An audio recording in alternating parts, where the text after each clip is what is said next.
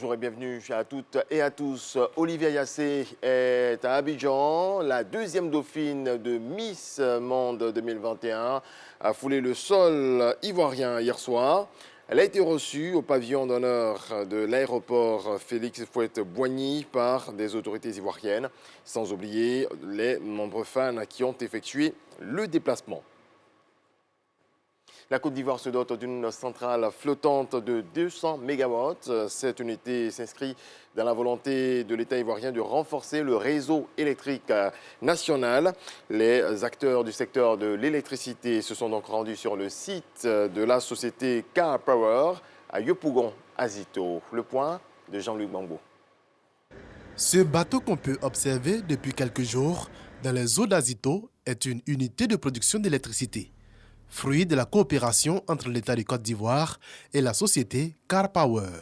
Cette unité, qualifiée de centrale de réserve, est appelée à renforcer la capacité de production nationale en énergie et faire face à la forte demande en électricité. Chaque semaine, nous avons plus de 5000 nouveaux clients qui se raccordent au réseau électrique.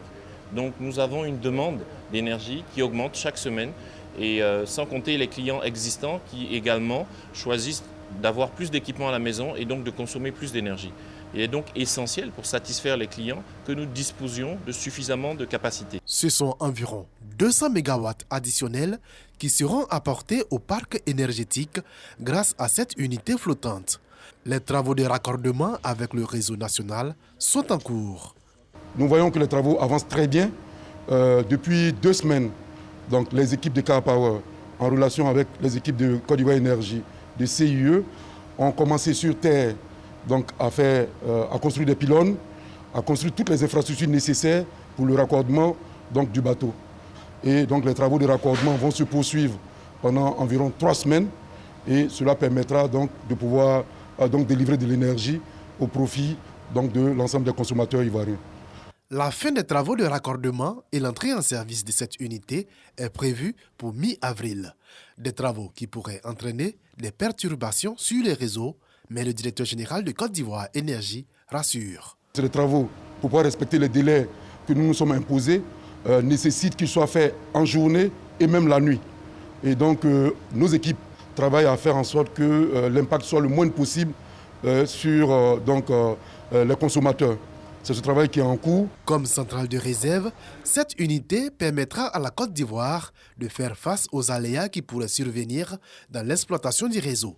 Sa mise en service, combinée à la fin des travaux d'extension de la centrale d'Azito, permettront d'accroître la puissance installée sur le réseau national de 380 nouveaux mégawatts.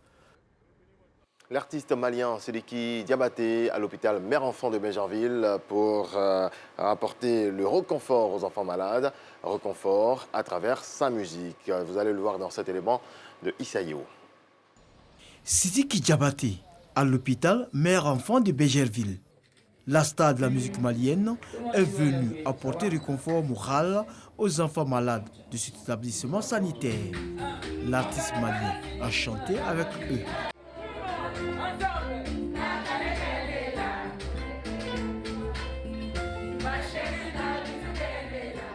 La première dame, elle est à saluer.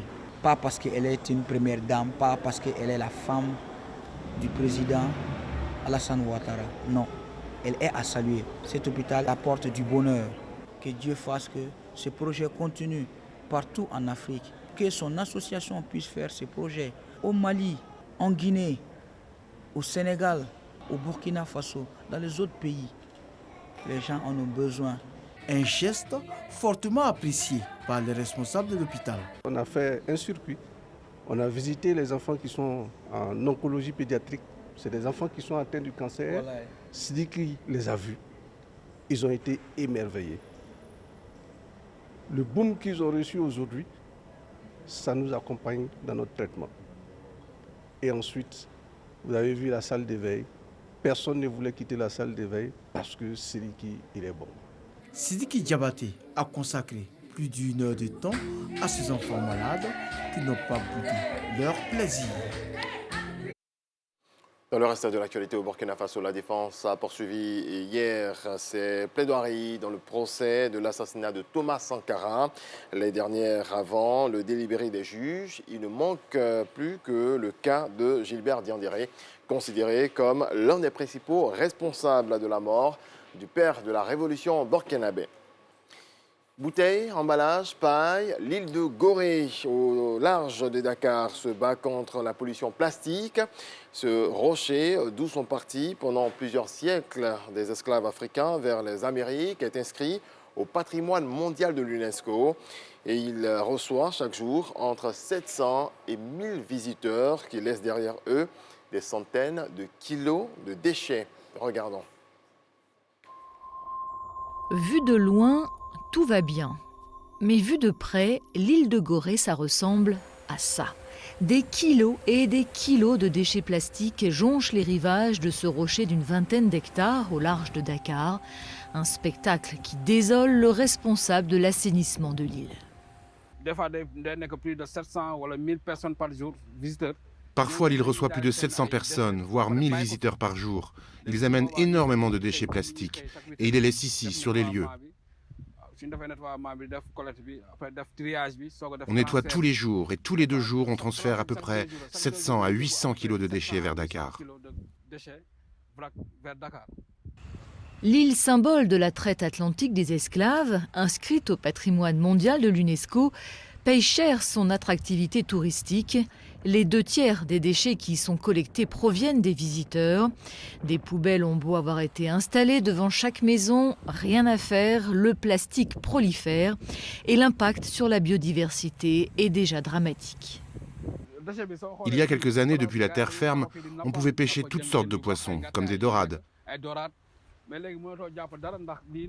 Mais c'est devenu impossible maintenant avec tous ces déchets plastiques qui jonchent le littoral.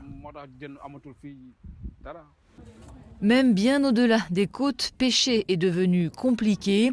La zone était pourtant réputée poissonneuse, mais d'année en année, ce pêcheur a dû s'éloigner un peu plus de Gorée pour travailler. Les déchets plastiques ont causé beaucoup de dégâts sur l'île. Maintenant, je dois aller très loin au large, à au moins 3 km, pour espérer trouver du poisson. Parce qu'il y a trop de plastique qui fait fuir le poisson.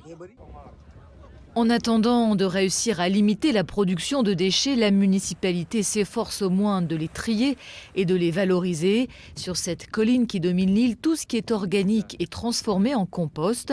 Un compost de très bonne qualité utilisé pour les cultures locales ou bien vendu dans d'autres régions du Sénégal. Mais face au plastique, le combat là ne fait que commencer. Au lieu historique, l'île de Gorée se rêve aussi un jour en modèle écologique. Et pour la première fois en Colombie, 2 afro-descendants vont concourir pour la vice-présidence du pays. Francia Marquez forme un tandem avec le candidat de la gauche, Gustavo Petro, favori des sondages. Et Luis Gilberto Murillo se présente aux côtés du candidat du centre, Sergio Fajardo. Point final, on se retrouve à 7h. Merci à Régis Kofi pour ce flash. La journée a bien commencé, Régis? Toujours. Toujours. Bon, ça peut aller? Aujourd'hui comme plusieurs autres jours.